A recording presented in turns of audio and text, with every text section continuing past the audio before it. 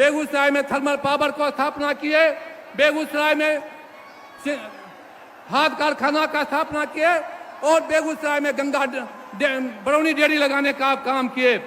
हम बेगूसराय जिला के एक एक लोग आपका ऋणी है, आपके परिवार का ऋणी है, चूंकि आपका परिवार के जो दिया हुआ है, आज बेगूसराय में बड़े से बड़े गरीब जितने लोग चढ़ते हैं, हर आदमी आपका परिवार का ऋणी है। मैं आप ये बात कहना चाहता हूं, हमारे प्रधानमंत्री पूर्व प्रधानमंत्री जो हमारे कल उनकी पुण्यतिथि थी श्रीमती इंदिरा गांधी जी का, मैंने जिला कांग्रेस कमेटी की ओर से एक मूर्ति लाकर आपके द्वारा मैंने फूल चढ़ाकर जिसको कि कांग्रेस भवन बेगूसराय में लगाने का काम करूंगा। आज मुझे सौभाग्य प्राप्त है कि आपने मेरे मूर्ति को अनावरण किए और दूसरा मूर्ति राहुल गांधी जी के द्वारा हम लोग बलिया में एक मूर्ति राजीव गांधी जी का बनाए हैं, उनका भी अनावरण करेंगे। इन्हीं शब्दों के साथ मैं आपका बेगूसराय कांग्रेस पार्टी और जिला की ओर से रामधारी सिंह दिनकर की जन्मभूमि की ओर से हार्दिक अभिनंदन करता हूं, स्वागत करता हूं, खैर मकदम करता हूं। धन्यवाद सर्जन सिंह जी। अब मैं अनुरोध करूंगा हमारे प्रत्याशी महागठबंधन के शिव प्रकाश गरीबदास जी से और अध्यक्ष जी से कि हमारी प्रियंका गांधी का स्वागत करें। एक बार जोरदार तालियों से स्वागत करें हमारी नेता का, प्रियंका गांधी, प्रियंका गांधी, प्रियंका गांधी, प्रियंका गांधी, प्रियंका गांधी, प्रियंका गांधी। अब मैं अनुरोध करूंगा हमारे महागठबंधन के प्रत्याशी गरीबदास जी से आए और हमारी जनता को संबोधित करें। गरीबदास जी। चलिए, बहुत बहुत धन्यवाद।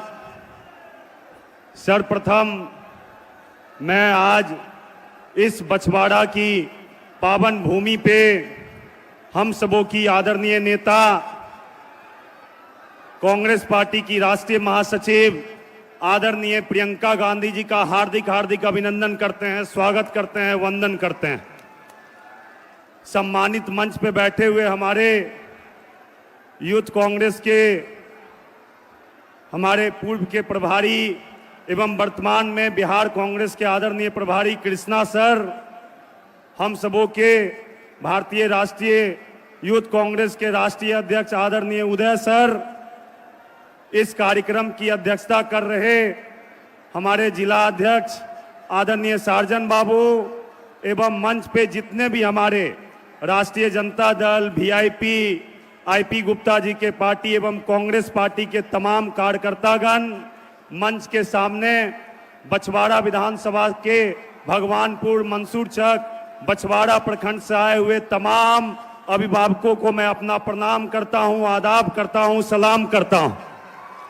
साथ ही साथ अपने आप को बहुत ही सौभाग्यशाली पाता हूं कि अपना आशीर्वाद देने स्वयं हम सबों की नेता प्रियंका गांधी जी बछवाड़ा की उस भूमि पे आई हैं, जिस भूमि पे हमारे स्वर्गीय पिता रामदेव राय जी ने 1964 से जवाहर ज्योति जल रहा है, 1984 से इंदिरा ज्योति जल रहा है, 1991 से राजीव ज्योति जल रहा है।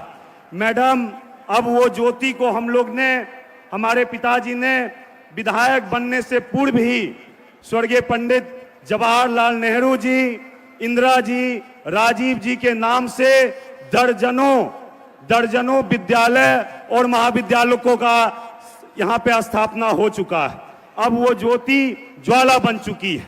हमारे रग में वैसे कांग्रेस पार्टी का खून जलता है कि जहाँ पे तीनों ज्योतियां जलती है, और ये ज्योति त्रिमूर्ति भवन के एक जगह जवाहर भवन में जलती है, दूसरा सहिलोड़ी के एक गांव में पीपल के पेड़ के नीचे मैडम जलती है। आज भी आप उस गांव में जाइएगा तो हमारे गांव में किसी का शादी भी होता है, मुंडन भी होता है, जनेऊ भी होता है, तो ज्योति के आगे दीपक जला करके, प्रसाद चढ़ा करके तब गांव के लोग अपना विवाह करने के लिए जाते हैं। वैसा खून इस हमारे सीने में दहक रहा है।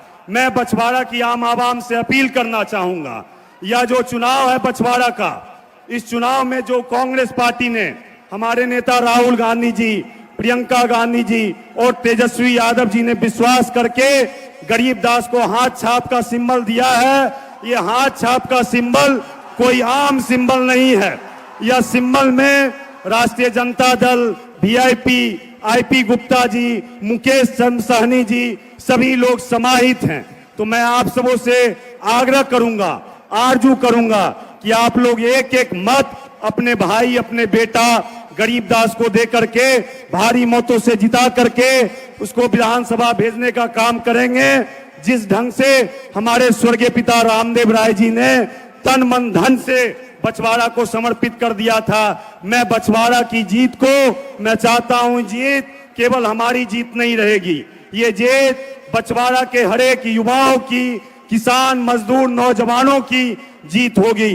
तो मैं चाहता हूं कि आप लोग दोनों हाथ उठा करके हमारी नेता प्रियंका गांधी जी को आश्वस्त करें कि हाथ छाप पे बटन दबाइएगा ना, हाथ छाप पे बटन दबाइएगा ना।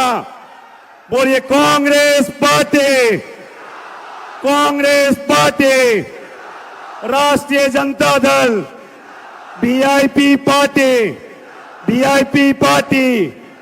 चलिए मैं ज्यादा समय नहीं लूंगा, आप सब जिनको सुनने आए हैं आप सबों के बीच में बाधा नहीं बनूंगा।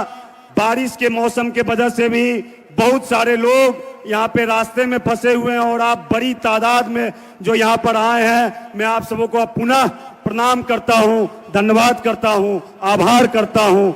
जय हिंद, जय कांग्रेस, जय इंडिया गठबंधन। Priyanka Gandhi, Priyanka Gandhi, Priyanka Gandhi, youth Congress, youth Congress. बहुत बहुत धन्यवाद।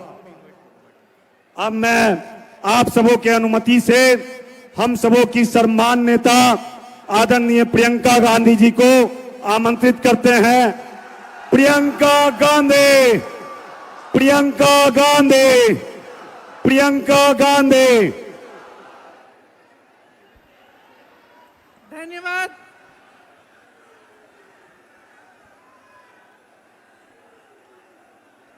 आप सब बारिश के मौसम में भी यहाँ आए हैं आज। मेरी प्यारी बहनें, सुनाई दे रहे हैं? आवाज ठीक है?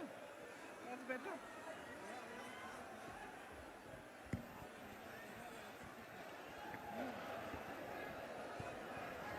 ये ठीक है?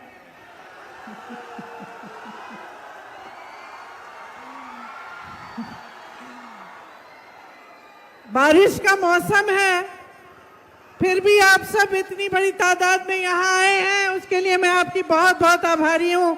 सबसे पहले तो आपका इस सभा में स्वागत है। मेरी प्यारी बहनें, मेरे भाई, आप सबका स्वागत है।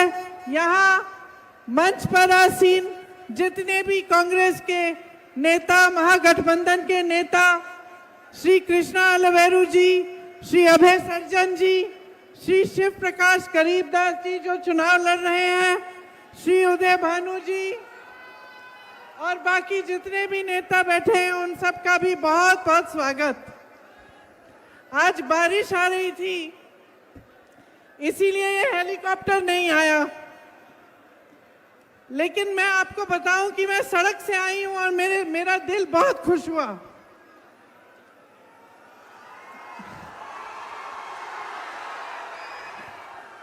ये जो आपकी धरती है ना, बहुत ही सुंदर धरती है। गंगा मैया के साथ साथ सड़क थी, पवित्र धरती है। इसी धरती से महात्मा गांधी जी ने अपना सत्याग्रह शुरू किया अंग्रेजी साम्राज्य के खिलाफ। ये राजा जनक जी की तपोभूमि है, माता मंगला देवी की धरती है। राष्ट्र कवि श्री रामधारी सिंह दिनकर जी की धरती है। बिहार के केसरी बाबू श्री कृष्ण जी की धरती है। इस धरती को मेरा प्रणाम, मेरा नमन। भाई और बहनों, इस धरती जिसके बारे में हम बात कर रहे हैं, जिसके बारे में मैं आप सबके सामने ये भाषण देने जा रही हूं, इस धरती ने इस देश को बहुत कुछ दिया है। इस देश को आजादी दी है, इस देश को तरक्की दी, इस देश को बड़े बड़े अधिकारी दिए, बड़े बड़े नेता दिए, बड़े लेखक, बड़े कवि दिए। तो आज जो आपकी परिस्थितियां हैं, उसे देखकर हर देशवासी के दिल में ये बात आती है कि इतनी महान धरती है, इसका ठीक तरह से विकास क्यों नहीं हो रहा है? इसकी जनता को आगे बढ़ाने का काम क्यों नहीं हो रहा है? हमारी यहाँ पे जो बहनें बैठी हैं, इनको आगे बढ़ाने का काम क्यों नहीं हो रहा है? जो लड़ाई यहाँ से शुरू की गई, जो महात्मा गांधी जी ने शुरू की, वो हमारे संविधान की लड़ाई थी। आप सब जानते हैं कि इस संविधान ने आपको क्या दिया। कौन बताएगा क्या दिया संविधान ने? बताओ क्या दिया? क्या दिया? आजादी दी कि नहीं दी? दी। आत्मविश्वास दिया कि नहीं दिया? समान दृष्टि से बना ये संविधान, सबको अधिकार मिला, और सबसे बड़ा अधिकार क्या था? आपका वोट।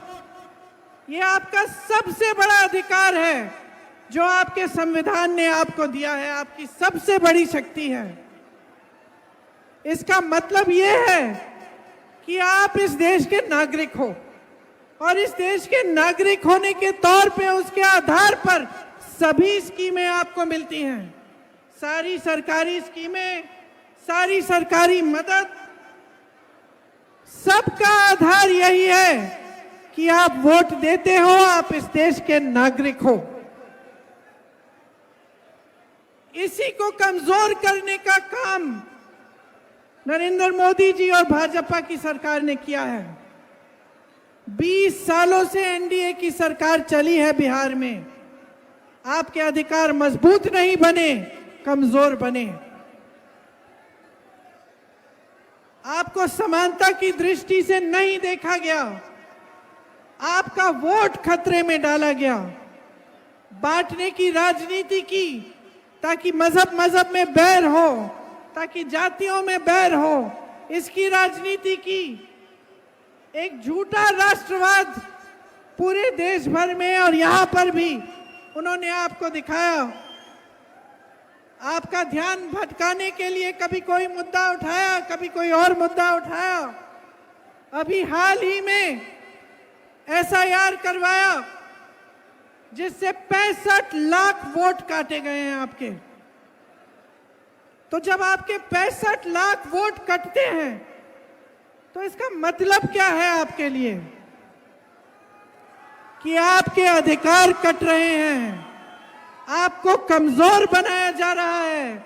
जितनी भी स्कीमें हैं, जितनी भी सरकारी स्कीम आपको मिलती हैं, जितनी भी सरकारी फायदे आपको मिलते हैं सरकारी, वो सब कमजोर बन जाएंगे। तो आपको समझना बहुत जरूरी है कि ये जो एसआईआर है, जिससे आपके वोट काटे गए हैं, इससे आपके रोज के जीवन पर क्या असर पड़ेगा। आपके रोज के जीवन में कई ऐसी चीजें हैं जो स्कीम द्वारा आपको मिलती हैं, जो सरकार द्वारा मिलती हैं, उन सब को कमजोर किया जाने का काम है ये। उन सब को आस्ते आस्ते आपके पास पहुंचाने से रोकने का काम है। जब ये बड़े बड़े नेता दिल्ली से आते हैं, तो आप यहाँ बड़े बड़े मंचों में भाजपा के जो नेता हैं, उनके मंत्री, मुख्यमंत्री, अलग अलग प्रदेशों के उनके गृह मंत्री, प्रधानमंत्री जी, तो क्या बातें करते हैं? कोई बताएगा मुझे क्या बातें करते हैं?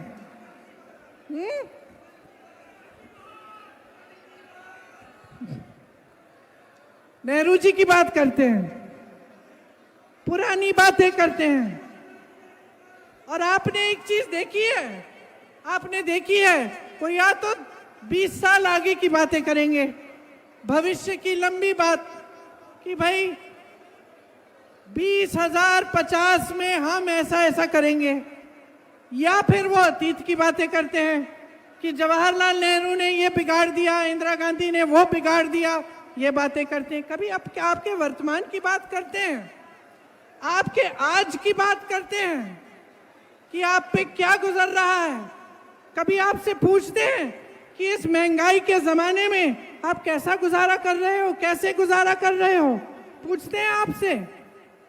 अभी दिवाली हुई थी, छठ हुआ, किसी ने आपसे पूछा कि इस महंगाई के जमाने में आप त्योहार कैसे मना रहे हो, क्या सुविधाएं हैं आपके पास, दुकान जाते हो कुछ खरीद नहीं पाते हो, बिहार में नौकरियां नहीं मिलती, रोजगार नहीं मिलता।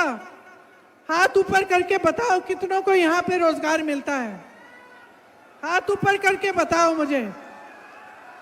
नहीं मिलता ना। देश भर में पलायन करना पड़ता है। मैंने केरल से लेकर कश्मीर तक देखा है कि बिहार से पलायन करके लोग जा रहे हैं। कश्मीर में अगर किसी सड़क पे मजदूरी हो रही है, उससे पूछो कहां के हो, बोलेगा बिहार से आया हूं। केरल में मैंने पूछा, कुछ दिनों ही पहले ही कुछ लोग मुझे दिखे, सड़क का काम हो रहा था, भाई कहां से हो, यहां के नहीं दिखते तुम। दीदी हम बिहार के हैं। पलायन करके जाना पड़ रहा है सबको। ये जो लहलहाते खेत हैं, इतना सुंदर आपका प्रदेश है, इसमें रहने का ही आपको मौका नहीं मिल रहा है। परिवार बट जाते हैं, लोग पुरुष चले जाते हैं काम करने के लिए बड़े बड़े शहरों में, और परिवार यहां रहते हैं गांव में, खेती करने की कोशिश करते हैं। इन्होंने ये स्थिति बना दी है कि आपको खेती से भी आपकी कमाई नहीं होती। एक जमाने में आप खेती करते थे, आपकी अच्छी खासी कमाई होती थी। आज महंगाई इतनी है, हर चीज पे टैक्स लगा रखा है कि खेती किसानी से भी आप कमा नहीं पा रहे हैं। जितने बड़े बड़े उद्योग थे, सारे अपने ही दोस्तों को दे चुके हैं। ये आप पूछिए, कोई भी बड़ा उद्योग है या तो अडानी का होगा या अंबानी का होगा। जो देश की संपत्ति थी, आपकी संपत्ति थी, उससे आपको रोजगार मिलता था। आपको याद होगा, जो बुजुर्ग हैं यहां बताएंगे आपको, एक जमाने में जो सरकारी नौकरी होती थी उसके लिए सब दौड़ते थे। सबको वही नौकरियां चाहिए होती थी क्योंकि उसमें पेंशन मिलता था, पूरे जीवन के लिए सुरक्षा मिलती थी। आज क्या परिस्थितियां हैं? निजीकरण हो गया है, सब ठेकेदारी पर हो रहा है, सारे काम, छोटे से छोटा काम ठेकेदारी पर हो रहा है। और जितनी भी बड़ी सरकारी कंपनियां थी, वो सब मोदी जी ने अपने दो दोस्तों को दे दी हैं, पकड़ा दी हैं। तो यहां आते हैं ना, मंच पे खड़े होकर 20 साल सरकार चलाने के बाद, बिहार की प्रदेश सरकार 20 साल चलाई, फिर मंच पर आते हैं और बात करते हैं कि हम रोजगार देने वाले हैं, 1.5 करोड़ रोजगार देंगे।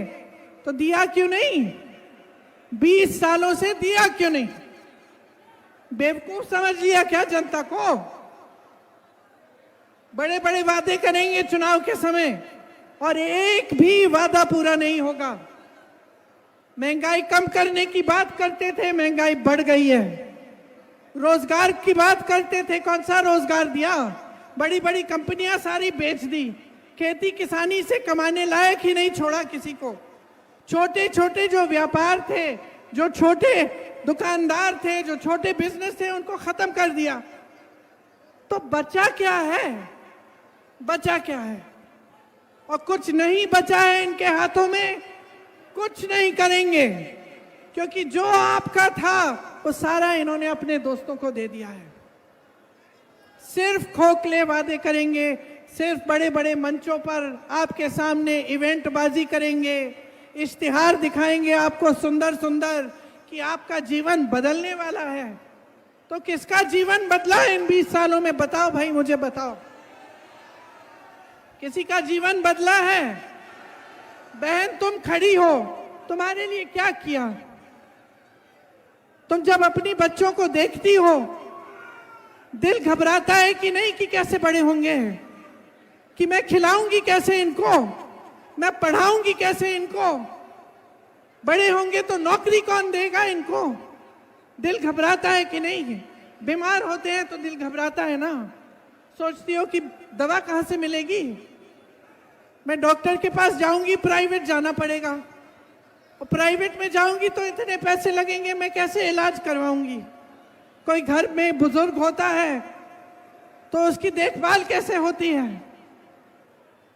बहन तुम क्या काम करती हो? कुछ नहीं करती, लेकिन घर का सारा काम करती हो ना। सुबह से शाम तक तुम्हें आराम मिलता है? नहीं मिलता ना। यही स्थिति बिहार की हर महिला की है, हर महिला की है, चाहे वो काम करती है चाहे नहीं करती है, चाहे उसका रोजगार हो चाहे ना हो, चाहे वो खेती में सुबह से शाम तक काम ना करती हो, वो घर आती है और सब कुछ संभालती है, अपने बच्चों को संभालती है, उनका देखभाल करती है, बुजुर्गों का देखभाल करती है, सबका खाना परोसती है, ये देखती है कि सबको मिल गया है, सबने खा लिया है, तभी खाती है, तभी सोती है, और फिर भी सुरक्षित नहीं है। फिर भी महिलाओं के खिलाफ अपराध बढ़ चुके हैं, बहुत बढ़ चुके हैं, घबराती है, कहीं जाना है, शाम हो रही है, जा नहीं पाती है, नौजवान है, नौकरी चाहती है, रोजगार चाहती है, मुश्किल में है। तो क्या किया है आपके लिए? 20 साल से सरकार चलाई है और लूटा है, और क्या किया है? झूठे वादे किए हैं, और क्या किया है? मोदी जी कहते हैं डबल इंजन की सरकार चलाएंगे, गलत फहमी में मत होना, कोई डबल इंजन नहीं है, एक सिंगल इंजन है इनका, और दिल्ली से चलता है। आपकी कोई सुनवाई नहीं है, लेकिन आपके सीएम की भी कोई सुनवाई नहीं है, नीतीश कुमार जी का कोई आदर नहीं है, उनकी भी सुनवाई नहीं है। आज ये परिस्थिति है बिहार की कि सब कुछ केंद्र से चल रहा है।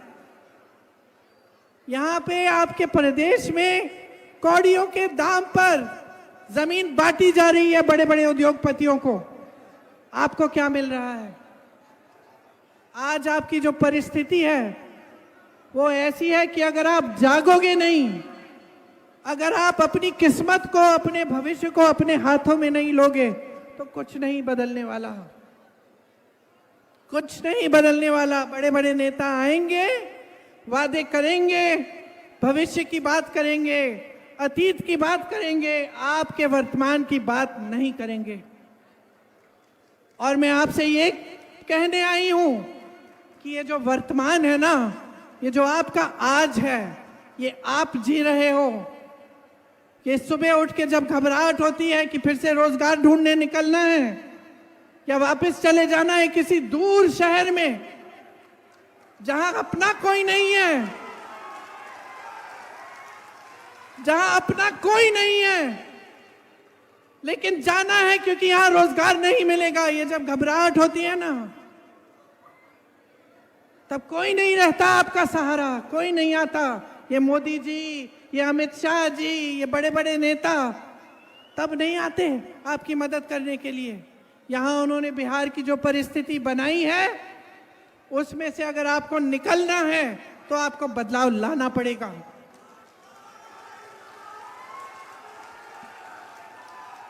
इतने सारे नौजवान हैं यहां, बताओ सब पढ़े लिखे हो?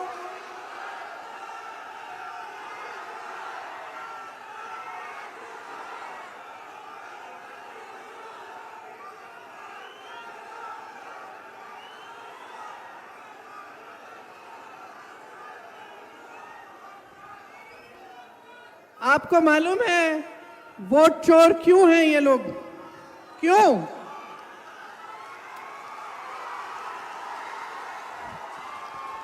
वोट चोरी क्यों कर रहे हैं मालूम है?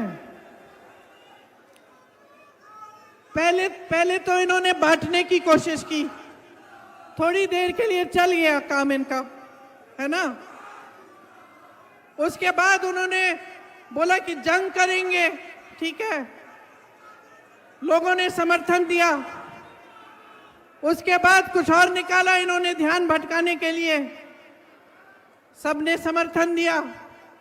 अब क्या हुआ कि 10 साल तो हो गए मोदी जी के, और एक बात है हमारे देश की जनता के बारे में, हमारी देश की जनता जो है ना उसमें विवेक बहुत है। जनता समझने लग गई है कि ये क्या हो रहा है इसके साथ। ये जो नौजवान है ना ये समझने लग गए हैं कि ये सारी बातें जो है सिर्फ ध्यान भटकाने के लिए है। कोई इनकी रोजगार की बात नहीं कर रहा है, कोई शिक्षा की बात नहीं कर रहा है, कोई महंगाई घटाने की बात नहीं कर रहा है, कोई उद्योग लगवाने की बात नहीं कर रहा है, सब ध्यान भटका रहे हैं। अब जब जनता जागरूक हो जाती है तो ऐसे नेता जो है ना, जो अपने ही महलों को बनाने में पड़े रहते हैं, जो अपने ही चेहरों को चमकाने में पड़े रहते हैं, ये घबराने लगते हैं। इसीलिए वोट की चोरी कर रहे हैं। ये वोट की चोरी कर रहे हैं क्योंकि ये जानते हैं कि इस देश की जनता जाग चुकी है। अब ये सब कोई बर्दाश्त नहीं करेगा, कोई बर्दाश्त नहीं करेगा। ये जो नौजवान यहाँ खड़े हैं, शिक्षित हो कि नहीं हो, बताओ कितनों की कितने नहीं शिक्षित हो लेकिन बेरोजगार हो।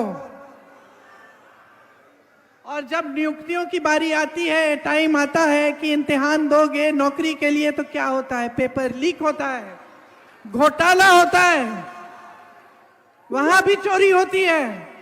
हर जगह घूस है, हर जगह चोरी है, हर जगह भ्रष्टाचार है। जहां देखो एक सड़क नहीं बनती है बगैर भ्रष्टाचार के, एक पुल नहीं बनता है, एक खंबा नहीं लगेगा बिजली का बगैर भ्रष्टाचार के। और इनकी ये हिम्मत है कि आपके सामने आकर ये भविष्य की बातें करते हैं, अतीत की बातें करते हैं। चलिए करें, अतीत की बातें करते हैं। मैं भी करती हूं अतीत की बात। ये जो विकास हुआ ना, ये कारखाने लगे, किसने लगवाए? कांग्रेस पार्टी ने लगवाए। ये कांग्रेस पार्टी ने लगवाए। जो IIM है, IIT है, एम्स है, किसने बनवाए? जवाहरलाल नेहरू ने बनवाए। अगर अतीत पे हम बात करें तो इनकी बोलती बंद हो जाएगी, लेकिन हम अतीत की बात नहीं करते, हम वर्तमान की बात करते हैं, हम आपके आज की बात करते हैं। और हम चाहते हैं कि इस देश का एक एक नौजवान, इस देश की एक एक बेटी खड़ी हो, अपने अधिकार को अपने हाथों में ले और इस देश के निर्माण में भागीदार बने। राहुल गांधी जी जाति जनगणना की बात क्यों करते हैं? सामाजिक समानता की बात क्यों करते हैं? सामाजिक न्याय की बात क्यों करते हैं? क्योंकि आज भी पूरी तरह से प्रतिनिधित्व नहीं है पिछड़ी जातियों का, अति पिछड़ी जातियों का, दलितों का, अल्पसंख्यकों का। पूरी तरह से प्रतिनिधित्व नहीं है। और जितनी आबादी है उतना प्रतिनिधित्व नहीं है। तो वो चाहते हैं कि सामाजिक न्याय हो, कि जाति जनगणना हो। आपको मालूम है कि जब उन्होंने जाति जनगणना की बात शुरू की तो मोदी जी से लेकर भाजपा के छोटे से छोटे नेता ने विरोध किया। फिर पिछले चुनाव में उनको लगा कि जनता का समर्थन तो है, क्योंकि जो चुनाव का नतीजा था वो उनकी खुशी के लायक नहीं था। उनको पता चला कि यहां तो कुछ बदल रहा है, तो फिर उन्होंने कहा कि चलो बिहार में भी जाति जनगणना करते हैं। फिर क्या हुआ? ठंडे बस्ते में डाल दिया गया। गए कचहरी, ऑर्डर निकलवाया और ठंडे बस्ते में डाल दिया।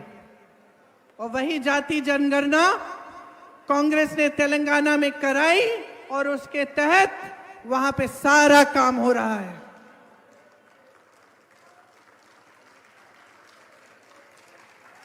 मेरी बहनें, मैं भी आपकी तरह महिला हूं।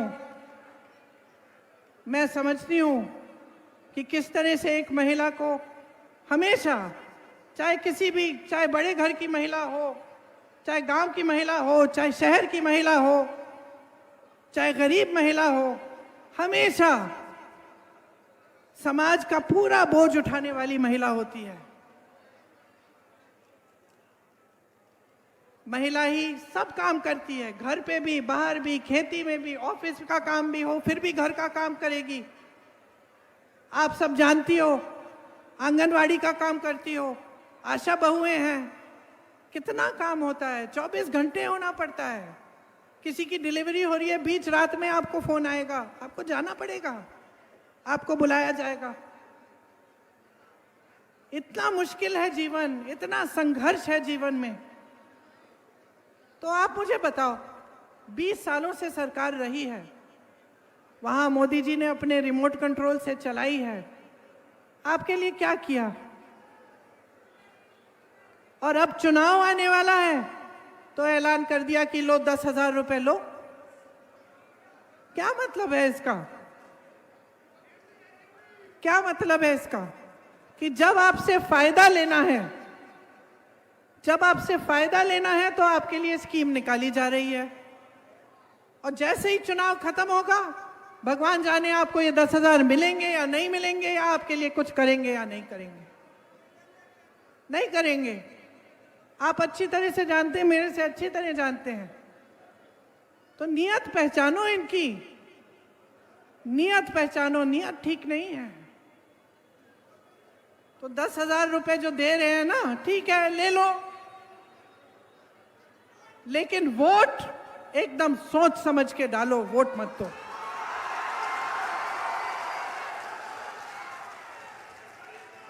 वोट मत खरीदने दो। आत्मसम्मान है तुम्हारा, तुम इस देश की नारी हो, आत्मसम्मान है तुम्हारा। जो तुम झेलती हो ना, कोई नहीं झेलता, कोई नहीं झेलता। ये जितने भी खड़े हुए हैं यहाँ पे पुरुष, इनको पता भी नहीं है कितना झेलते हो। आत्मसम्मान है तुम्हारा, गर्व है तुम्हारा अपना, कि इस देश की जो नई पीढ़ी है उसकी परवरिश तुम करती हो, उसे बड़ा तुम करती हो। चाहे कुछ भी हो जाए, कितने भी संघर्ष करने पड़े, जितनी भी तुम्हें उसके लिए जो भी करना पड़े तुम करोगी, लेकिन उस नई पीढ़ी को तुम आगे बढ़ाओगी, किसी ना किसी तरह से शिक्षित करोगी। मैंने यूपी में देखा है, गांव की महिलाएं थी, खुद शिक्षित नहीं थी, क्या क्या संघर्ष किए उन्होंने अपनी बेटियों को पढ़ाने के लिए। इसीलिए आत्मसम्मान है आपका। ये पूरा समाज जो है, ये पूरा देश जो है, इसको आप जीवित रखती हैं, इसको आप मजबूत रखती हैं, इसकी परवरिश आप करती हैं। इसीलिए अपने अधिकारों को अच्छी तरह से समझ लो, अच्छी तरह से समझ लो। आज मैं भी आपके सामने खड़ी हूं, वादे करूंगी, मैं भी बताऊंगी कांग्रेस क्या करेगी। अगर नहीं किया कांग्रेस ने तो बदल देना उसके बाद, क्योंकि हमारे लिए आप ज्यादा महत्वपूर्ण हो।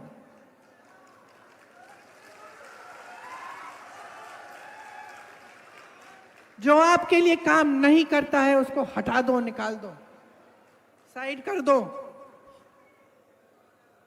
और जो मैं कह रही हूं उसको ध्यान से सुनो बहनों, ध्यान से सुनो। जितना विवेक महिला में होता है ना, किसी में नहीं होता।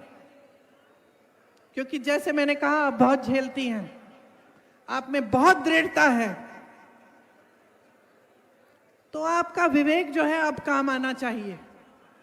चुनाव का समय है, ऐसा नहीं होना चाहिए कि इस समय सारे नेता आकर झूठे मूठे वादे कर लें, चले जाएं, उसके बाद आपको भूल जाएं। आज मौका है, ये मौका है कि आप अपने अधिकारों को मजबूत बनाएं, कि आप एक ऐसी सरकार लाएं जो इस प्रदेश की हर महिला को शक्ति दे, मजबूत बनाए, अपने पैरों पर खड़े होने के लिए मदद करे। आज ये मौका है कि आप एक ऐसी सरकार बनाएं जिसमें आपको शिक्षा मिले, जिसमें आपके पेपर लीक ना हो, जो एक कानून लाए पेपर लीक के खिलाफ, जिसमें आपको रोजगार मिले, जिसमें जो आपकी संपत्ति है, जो बड़े बड़े कारखाने सालों पहले यहां लगाए गए थे, वो आपकी संपत्ति है। वो बड़े बड़े उद्योगपतियों को, जैसे मोदी जी चॉकलेट बांट रहे हैं, उस तरह से बांटते हैं, वो बांटे ना जाएं, वो दिए ना जाएं। वो संपत्ति आपकी संपत्ति रहे और उस संपत्ति से आपको रोजगार मिले, आपको मजबूती मिले। ये मौका है, आज मौका है कि आप, जो बिहार की जनता है, अपने आप को पहचानो। इस देश को खड़ा किया है आपने। आप देश भर में जाओ, बिहार के लोग मिलेंगे। एक जमाने में बड़े बड़े IAS officer, IPS officer, IFS officer सब यहां के होते थे, बड़े बड़े नेता थे आपके। और आज भी आपने इस देश की नींव डाली और इस देश का निर्माण आप करते हैं। ये है इस देश का असली केंद्र। लेकिन आप अपने आप को पहचानो, अपनी शक्ति को पहचानो, और जहां से आए हो उस पर गर्व करो कि आपको बिहार को ठीक करना है। आपको ऐसे नेताओं की बातों में नहीं पड़ना जो सिर्फ अपना स्वार्थ साध रहे हैं, जो सिर्फ अपने जैसे मैंने कहा, अपने चेहरे को चमकाने में पड़े हैं।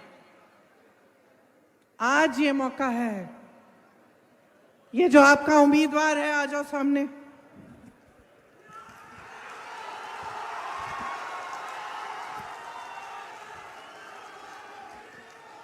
नाम क्या है बताओ? गरीबदास, गरीबदास, गरीबदास।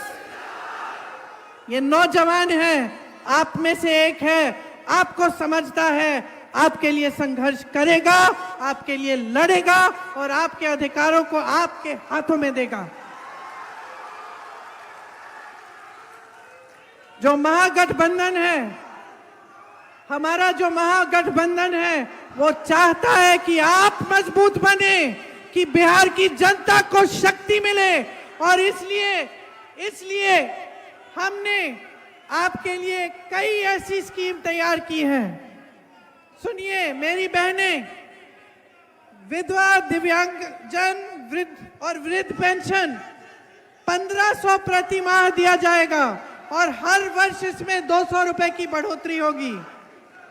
भूमिहीन परिवारों को मकान हेतु 3 से 5 डिसमिल जमीन दी जाएगी। इसका मालिकाना हक मेरी बहनों तुम्हारा होगा। माई बहन मान सम्मान योजना द्वारा 2500 रुपए प्रति माह सीधे महिलाओं के खाते में जाएंगे। और आप सुनिए इसको ध्यान से, जब परिवार का कोई सदस्य बीमार पड़ेगा, 25 लाख तक का इलाज आपको मुफ्त में मिलेगा। ये खोखली बातें नहीं हैं, खोखली बातें नहीं हैं।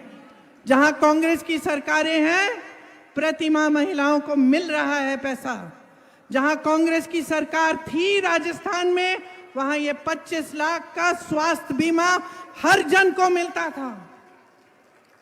मैं ऐसे लोगों से मिली जिनके हार्ट के ऑपरेशन, कैंसर का जो पूरा इलाज था, पूरा कराया गया, एक पैसा नहीं देना पड़ा।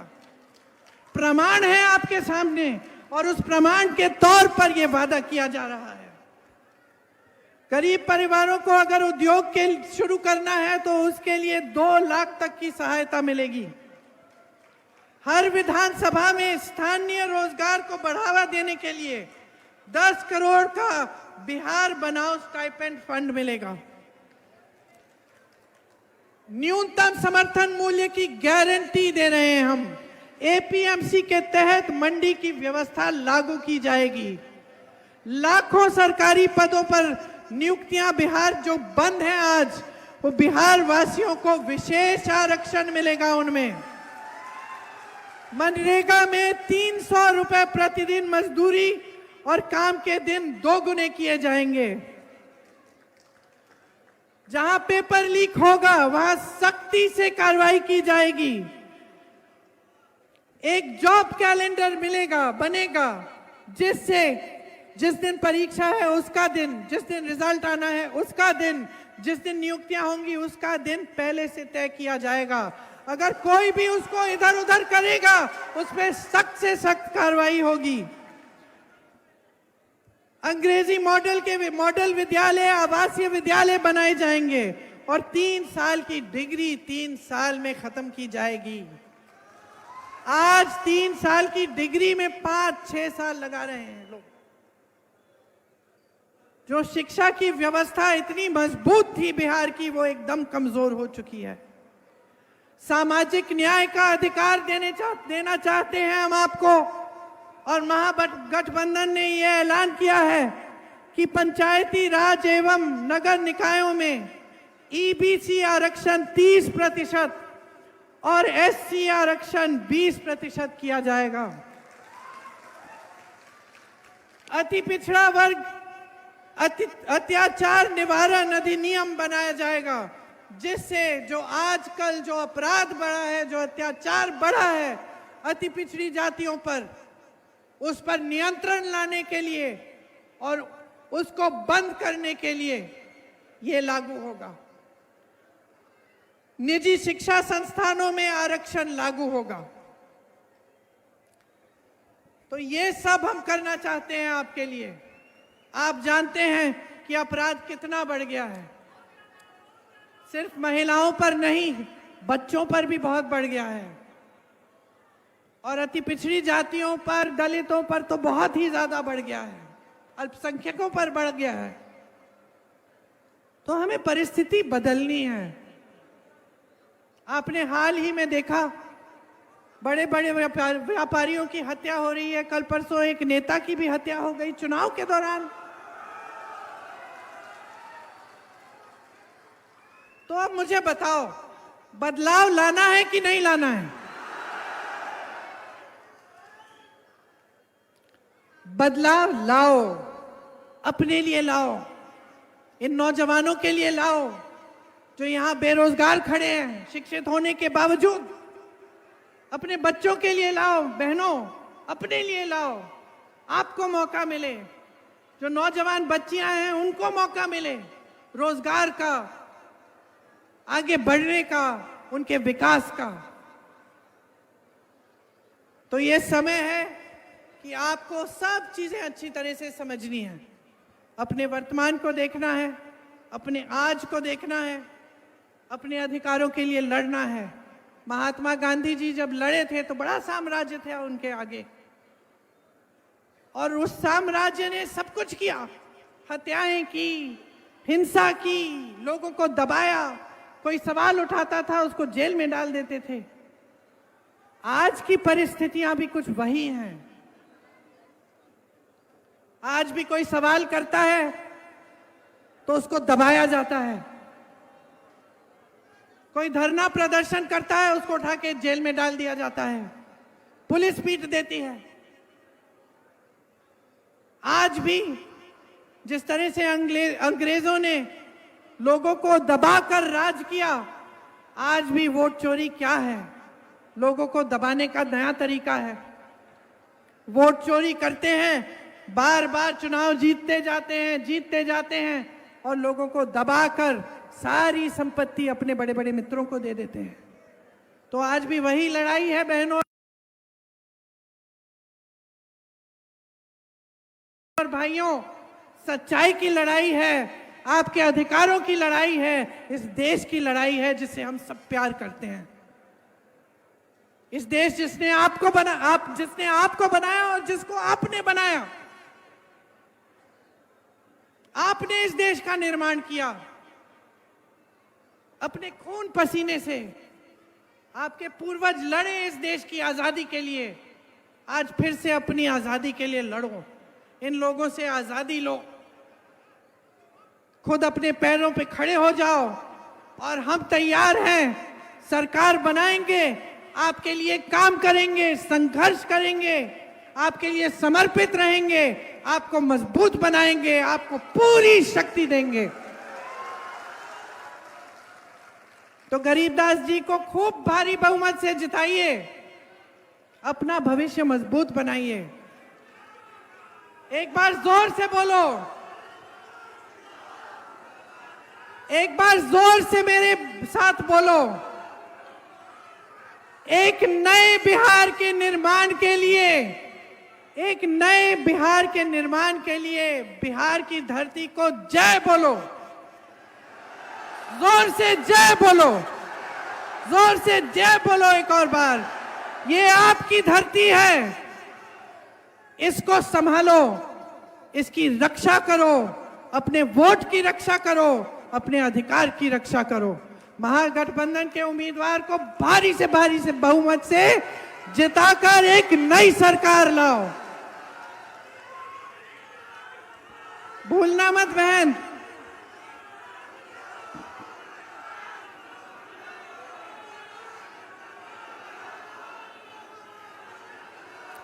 जय हिंद, जय हिंद, जय हिंद।